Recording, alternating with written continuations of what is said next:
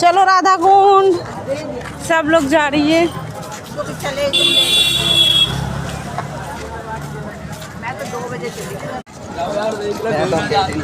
এই যে আমরা রাধাকুণ্ডের সামনে কিন্তু পৌঁছে গেছি, একদম কাছে চলে এসেছি। সবাই এখানে দাঁড়িয়ে ফটো নিচ্ছে, ফটোশ্যুট চলছে এখানে। কিন্তু আমাদের ফটোশ্যুটের দরকার নেই। আমরা হচ্ছে রাধাকুণ্ডে স্নান করতে এসেছি, তাই স্নান করতেই যাই। এদিকে এখানে টিভি লাগানো আছে, ক্যামেরা।